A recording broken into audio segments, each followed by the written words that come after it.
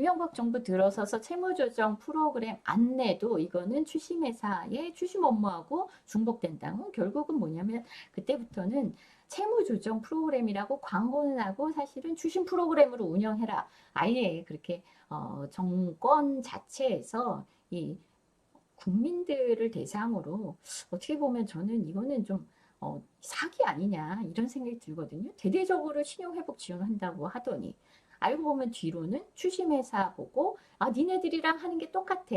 이거 추심할 거야. 이렇게 얘기하는 거랑 똑같죠. 이렇게 중복되니까 캠코 니네 사실은 신용회복 프로그램이라고 광고는 했지만 아니잖아. 우리 추심할 거잖아. 추심할 거니까 이 추심회사하고 하는 일이 똑같잖아. 그러니까 추심회사에 위탁해. 이런 식으로 공기업 선진화 방안에 의해서 정권 다 신용정보사에 이런 채무조정 내용을 위탁을 시킨 거죠. 결국 추심 위탁을 했습니다. 이렇게 추심 위탁을 해서 신용정보회사는요. 공공기관이 운영하는 신용회복 프로그램으로만 해서 수수료가 이게 도대체 얼마입니까? 네, 2천억이 넘죠. 2천억이 넘습니다. 그래서 이렇게 많은 돈을 신용정보사들이 벌어들이게 하는데 크게 기여를 하게 됩니다. 그리고 또 그것뿐만이 아닙니다. 이 채무 조정을 해준다고 하면은 그 호주나 이런 다른 나라 사례 말씀드렸지만 채무 조정할 때 채무자의 형편을 봐야 된다고 말씀드렸죠. 소득이 감소했습니까? 감소했으면은 이 월 상환 원리금이 부담이 되겠네요 하면서 부담을 낮춰주는 역할을 하는 게 채무 조정이다 이렇게 말씀드렸는데 심지어 그런 과정은 거의 생략한 채 그냥 안 갖고 있으면은 바로 뭐냐면 소송을 하고 그리고 경매에 붙이고 이런 식의 법적 조치들을 열심히 해왔던 겁니다. 그래서 상당히 많은 건수를 지속적으로 이렇게 그 채무자들을 향해서 소송하고 그리고 경매에 붙이면서 이렇게 적극적인 회수 실적을 챙겨왔습니다. 그렇게 적극적으로 추심해서 회수해서 남은 돈을 금융회사에 배당을 했다. 참 예, 정부가 할 일이 아니죠. 이건 선진국에서 국가가 공적 채무 조정을 해주겠다고 해서 배드뱅크 프로그램을 만들어 놓고 금융회사 대신해서 이렇게 지독하게 아주 적극적이고 공격적으로 추심을 한다. 이건 정말 너무 가혹한 얘기죠. 그래서 고문 변호사들 그리고 추심사들 그리고 뭐 그 법원도 돈 좀 많이 벌었죠. 캠코 덕에. 네. 오늘의 사례를 좀 말씀드리겠습니다.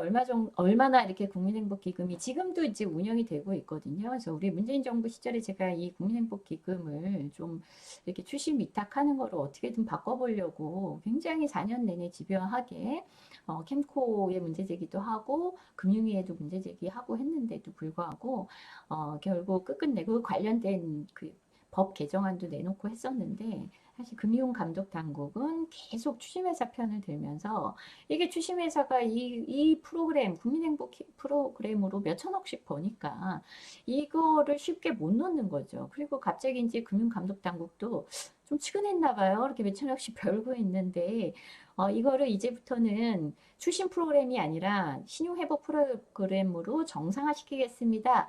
이러다 보면은 갑자기 몇 천억씩 벌던 신용정보회사, 추심회사들의 수입이 몇 천억이 줄어드는 거예요. 그게 측은했었는지 아주 끝까지 고집하고 이 부분에 있어서는 양보를 안 하더라고요. 그래서 이제 제가 굉장히 집요하게 4년 내내 국감 할 때마다 단골 메뉴로, 캠코의 단골 메뉴로 이 문제 제기를 해서 그나마 취약계층에 대해서는 이런 추심을 하지 않고 채무조정해주는 그래서 신용정보사에 위탁하는 건들을 좀 줄이고 또 위탁 수수료도 좀 줄이고 그리고 민원이 다량으로 발생한 추심회사에 대해서는 캠코가 이런 국민행복기금의 채무조정을 위탁하는 것을 중단하는 그런 정도의 시정조치는 좀 만들어냈는데 그게 법률적으로 된 게 아니고 이렇게 제도적으로 시정 조치를 취한 거다 보니까 결과적으로 정권이 바뀌어서 다 원상복귀 됐겠죠. 지금 또 적극적으로 캠프에서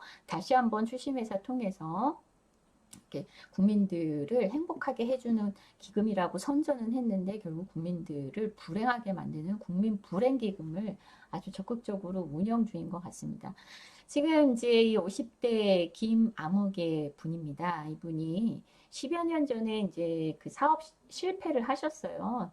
사업 실패를 하셔가지고 2억 원 정도 채무가 있어서 네, 대부분 변제하고 이제 저축은행 이제 대출금을 국민행복기금으로 대환대출해서 변제를 하고 있는데 이제 통장은 현재 압류 상태입니다. 여기 또 보시면은 사업 실패하셨음에도 불구하고 우리나라 국민들이 참 빚을 안 갚는 게 아니고요. 열심히 갚습니다. 근데 사실 보통 이제 사업을 하다가 이제 미국 같은 경우 실리콘밸리는 그 성공한 기업들 이렇게 조사해 보면은 그 실패 경험이 어느 정도 있느냐 이렇게 조사를 했더니 실리콘밸리는 한 2회가 넘더라고요. 2번 이상 한번 실패를 경험하고 나서 성공했다. 이렇게 그 조사한 내용도 있거든요. 조사 결과도 있거든요. 근데 우리나라의 경우는 어떻습니까? 한번 사업 실패하면은 사실 재계약이가 어렵죠. 왜냐하면 이렇게 사업 실패로 한 2억 원 정도 채무가 있는데 보통 이제 선진국은 사업 실패로 인해서 2억 원 정도 채무가 발생하면 이 빚에 대해서는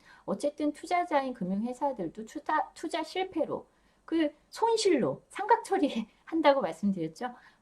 보통 금융회사들, 아니 선진국의 금융회사들은 상각 처리하면 그걸로 끝나는 거예요. 채무자한테 더 이상 상각 처리됐고 손실 처리했고 금융회사도 장부상에서 이거는 이 손실 받습니다 하고 털어버렸기 때문에 더 이상 추심을 안 하는데 우리는 어떻습니까? 그게 아니라 상각 처리하고 손실 처리 다 했음에도 불구하고 사업 실패한 거는 금융회사에서 돈을 빌려줬거나 투자를 했을 경우 투자 실패로 간주해야 됨에도 불구하고 여전히 얼마나 지독하게 추심했으면 사업 실패했음에도 불구하고 2억 원의 채무를 이렇게 열심히 변제를 했겠습니까? 열심히 갚으신 거예요. 그래서 대부분 변제했다는 거죠.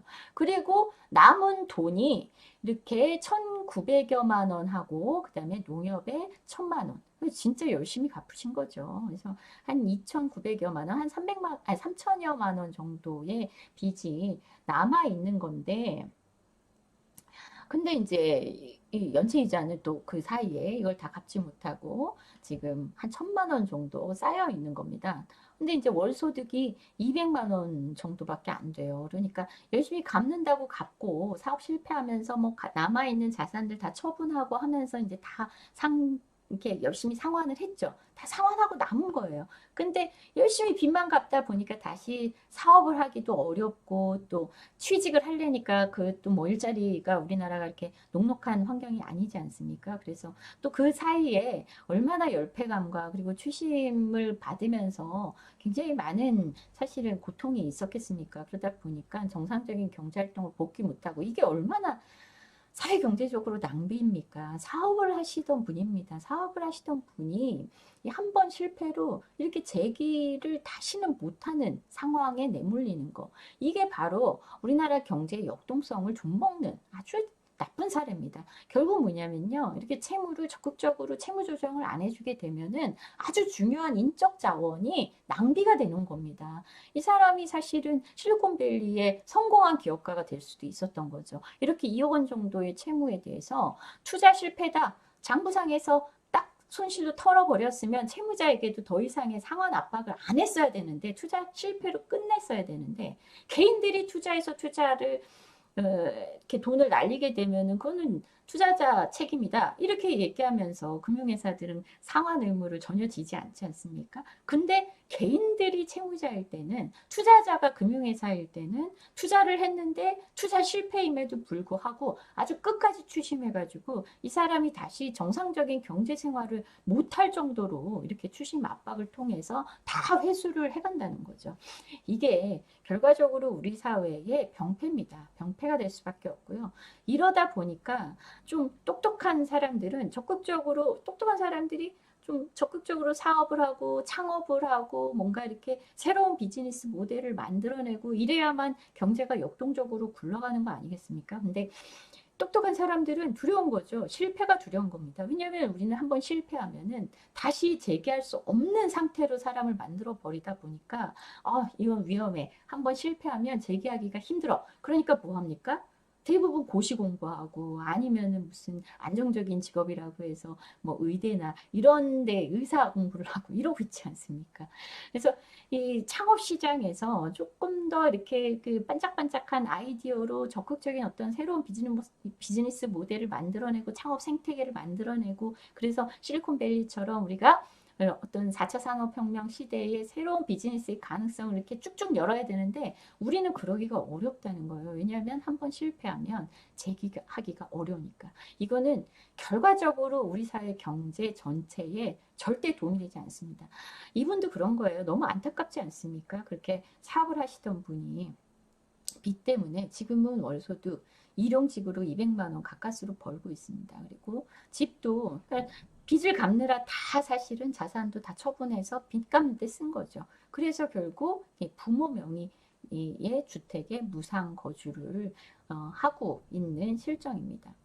그런데 어느 날 여기 국민행복기금 1,900여만 원이 있다. 저축은행 대출금을 그러니까 바꿔드림 론으로 이렇게 대환대출을 한 거죠. 대환대출을 해서 이제 갚다가 그것도 이제 일용직으로 200만 원 정도 되니까 잘 갚기가 좀 어려웠겠죠. 근데 어쨌든 국민행복기금 채권에서 또 이 채권을 다시 산 것 같아요. 샀는데 이 1,900여만 원에 대해서 이제 국민행복기금에서 추심회사에 위탁을 했겠죠. 회수해라, 추심해라.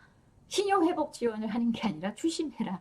이렇게 된 겁니다. 그래서 신용정보사에서 또 아주 적극적으로 추심을 합니다. 재산조사를 다 해가지고 열심히 재산을 찾아냈어요. 근데 보유재산이 없었거든요. 이분도 몰랐습니다. 근데 알고 보니까 부동산이 하나 발견됐다. 그러면서 경매 신청하겠다. 이런 독촉 우편물을 보냈다는 겁니다. 그래서 이게 주빌리은행에 상담 신청을 했는데요. 이 주빌리은행에서는요, 조금 이제 약간 의구심이 든 거예요. 물론 이 추심 자체는 불법입니다. 이게 뭐가 불법인지 좀 이따 이렇게 말씀을 드릴 건데, 아니 본인도 모르는 보유 재산이 있을 수 있나? 그래서 그 주빌리은행에서 그 세목별 과세증명서를 발급받아서 확인을 해봤습니다. 보니까 이제 과세 사실이 없는 거예요. 그러니까 실제로 그러니까 이 채무자는 거짓말하고 있는 게 아닙니다. 그래서 2017년부터 2022년까지 과세 사실 없음을 이제 확인을 했죠. 그리고 나서 이제 이 추심사의 불법 추심 내용에 대해서 이제 적극적으로 주빌리은행에서 이제 항변을 하기 시작했죠. 뭐냐면요. 일단 존재하지도 않고 소유하지도 않는 부동산을 발견해서 경매 신청한다. 이렇게 법률 용어를 막 그 남발하면서 채무자에게 이런 서류를 보내요. 그럼 채무자는 어떻습니까? 이런 문서를 받고 나면 이게 뭐지? 너무 당황스러운 거죠. 이게 또 본격적으로 내가 그나마 갖고 있는 혹시 부모님 명의의 이 집도 어떻게 되는 거 아닐까? 이러면서 굉장히 공포감에 내몰릴 수 있죠. 그래서 법률 용어에 취약한 채무자에게 이런 추심을 하는 거는 이거 자체도 존재하지도 않고 소유하지도 않은 부동산. 그러니까 이것도 거짓 표시 행위고요. 그리고 또 뭐냐면 추심사는 어떤 표현을 쓰면 안 된다 그랬죠? 법적 조치를 하겠다. 이런 표현을 추심사는 할 수 없습니다. 이런 법적 조치에 대한 의사표시는요, 채권자가 직접 해야 됩니다. 채권자가 아니라 추심사 명의로 날아온, 추심회사 직원 명의로 날아온 서류에 압류하겠다. 아니면 법 조치하겠다. 이거는요, 그 자체가 다 불법 추심이다. 거짓 표시 행위다. 이렇게 말씀드렸습니다. 그리고 부동산 발견했다. 그래서 경매 신청하겠다. 이거는 사실은 협박이죠. 협박이 될 수 있습니다. 그래서 채무자가 굉장히 극도의 공포감을 경험할 수 있기 때문에 이 두 가지 아주 위법한 추심 행위를 했습니다. 그리고 우편물 내용도 사실은 좀 문제가 됩니다. 뭐냐면은 경매 대상 물건 주소, 그리고 관련 보전 조치 이렇게 보면은 담당자 문의 이렇게 써 있고요. 내용이 없어요. 그리고 집행 사건 번호도 명시가 안 돼 있습니다. 그래서 캠코에 도대체 이게 뭐냐 하고 했더니 이제 캠코에서 이런 문서를 보낸다는 걸 우편물을 승인을 해줬었나 봐요. 네, 이거는 잘못됐죠. 캠코도 이거는 추심 회사의 관리를 아주 소홀히 했다고 봐야 됩니다. 그래서 이것도 문제를 삼아서 이제 적극적으로 채무 조정 절차에 들어갔는데요. 일단 이제 그 국민행복기금 연체 상태라고 이렇게 말씀을 드렸잖아요. 근데 아직까지는 국민행복기금에서 이거를 상각 처리를 안 했어요. 상각 처리를 안 했기 때문에 상각 처리가 안 된 채권은 만약에 신용회복위원회에 워크아웃을 신청을 하게 되면은 감면율이 조금 낮습니다. 이제 상각 처리가 돼야 최대 90%까지 이렇게 그 감면이 된다 이렇게 말씀드렸잖아요. 그래서 이제 그 바로 워크아웃을 하기에는 좀 어려움이 있겠다. 물론 사실 이게 조금 더 우리 정부 시절 같으면 예, 우리 의원실 통해서 행복기금하고 도대체 니들이 관리하는 채무조정을 위탁했다고 하는 그 추심사에서 이렇게 불법 추심하도록 뭐 하고 있었느냐 그동안 이거를 계속 문제 제기를 하면은 거기에서 그 틈이 열리거든요. 불법 채권 추심은 적극적으로 항변해야 된다. 제가 채권 추심 편에서 말씀드렸죠. 적극적으로 항변하면서 뭐냐면 채무조정의 틈을 벌려라. 이렇게 말씀드렸는데요.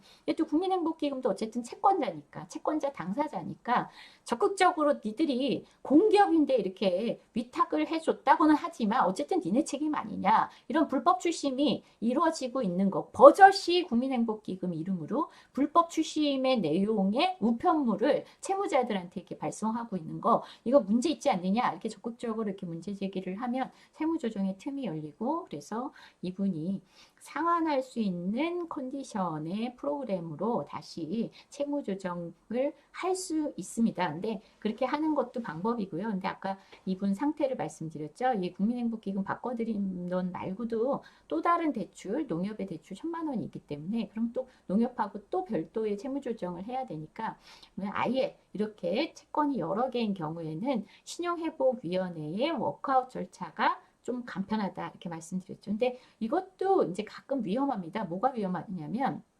채권자가 두 군데잖아요. 국민행복기금이 1,900만 원이고 농협이 1,000만 원이에요.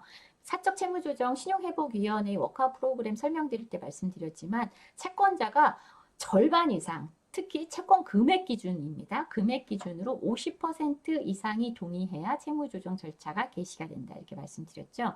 그래서 이렇게 국민행복기금하고 농협하고 이렇게 채권자 두 군데예요.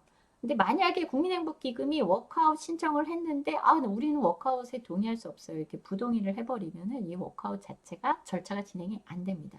이런 사례도 의외로 많습니다. 그러니까 국민행복기금이 되려 채무조정, 신용회복 절차를 가로막는 방해 역할을 하고 있는 거죠. 이런 사례도 많아서 우리가 참 문제 제기를 많이 하고 있습니다. 이 방송을 듣는 혹시 캠코 관계자분들이 계시다면 이렇게 운영되고 있는 캠코 직원들은 잘 모르실 수 있어요. 근데 이게 이명박 정부 시절부터 추심회사에 위탁되다 보니까 추심회사는 여전히 뭐냐면 국민행복기금으로부터 추심을 위탁, 신용회복 지원을 위탁받아 놓고 사실은 추심을 위탁받은 거고 수수료를 어떻게 받냐면 추심 실적에 따라 수수료를 받다 보니까 아주 적극적이고 공격적으로 추심 행위를 한다. 그래서 이런 불법 추심도 마다 않고 이렇게 적극적으로 추심을 한다.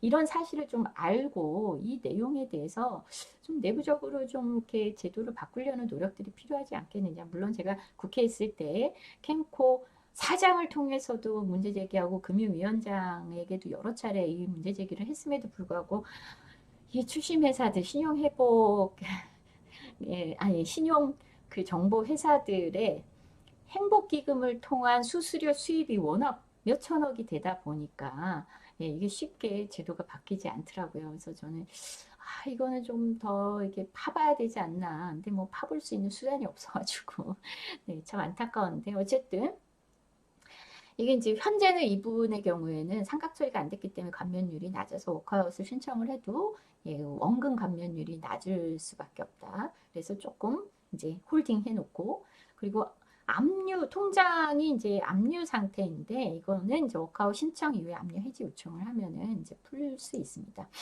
그래서 어떻게 해결을 했냐면요.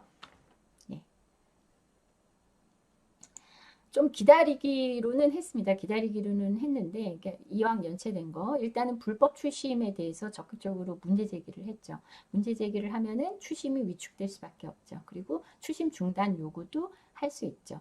뭐 조금 더 들어가면은 이분이 이제 시간을 갖고 취약계층임을 증명을 해서 기초생활수급자가 될 수 있도록 지원을 해드리면 기초생활수급자의 경우에는 추심 중단 요구하면 추심을 중단해야 된다. 이게 어쨌든 추심 가이드라인 상에서는 법률적으로는 이렇게까지 보장을 못 받지만 금감원에서 추심 가이드라인을 기초생활수급자는 추심 중단하도록 하게끔 해놨으니까 이거를 적극적으로 활용하셔야 된다 이렇게 말씀드렸죠. 그러면 기초생활수급자가 되면은 추심을 안 받게 되겠죠. 그러면 최소한 추심이 없으면은 좀 시간을 벌고 그 사이에 워크화 프로그램을 활용을 하고 그리고 또 그 사이에 원금 감면율을 크게 낮추고 워크아웃이 시작이 되게 되면은 통장 압류를 해제하는 방식으로 이렇게 채무 조정을 해드릴 수 있습니다. 그래서 이런 과정으로 지금 진행하고 있습니다.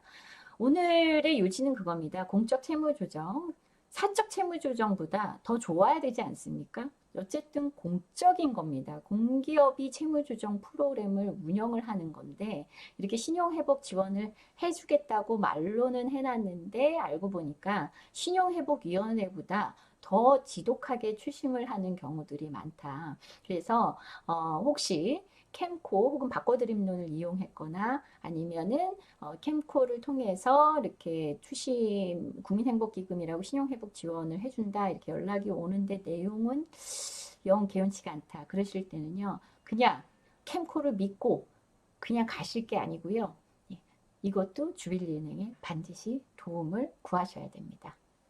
오늘은 여기까지 이렇게 공적 채무조정 제도에 대해서 얘기를 나눠봤습니다.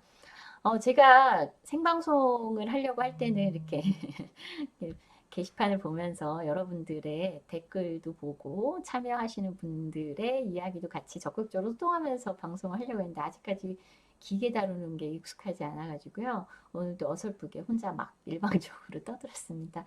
그렇지만 앞으로 조금씩 이렇게 개선이 되고 있으니까요. 예, 앞으로는 생방송 하면서 저는 좀 빚 때문에 고민하시는 분들이 있으면 이 방송에서 자기 사연도 남겨주셨으면 좋겠고요. 제 개인 유튜브에도 그 혹시 이렇게 뭐 쪽지 보내는 기능이 있는지 잘 모르겠는데 그런 게 있다면 좀 적극적으로 그 좀 개인 사연들 이런 빚 때문에 이런 그 어려움을 겪고 있습니다. 이런 사연들 보내주시면 좋겠습니다. 혹은 에듀머니 홈페이지 edu 그다음에 대시 그리고 머니입니다. .co.kr 들어오시면 거기 게시판에 글 남기실 수 있으니까 적극적으로 사연 보내주시고 어떻게 도움 받을 수 있는지 문의해 주시면 관련해서 아주 우리가 열심히 팔 걷어붙이고 돕도록 하겠습니다. 그리고 민주당에서도요, 우리 더불어민주당에서도 조만간 오늘부터 아마 전세 사기 관련해서 그 신고 센터를 오픈을 하는 것으로 알고 있는데요. 이 채무 관련해서도 애로사항을 듣고 그리고 도와드릴 수 있는 방안을 함께 찾는 이런 채무 힐링 센터 조만간 오픈할 겁니다. 많은 분들이 참여해 주시면 고맙겠습니다. 그러면 지은경의 민생은행 오늘 방송 여기서 마치도록 하겠습니다. 다음 시간에 또 뵙겠습니다.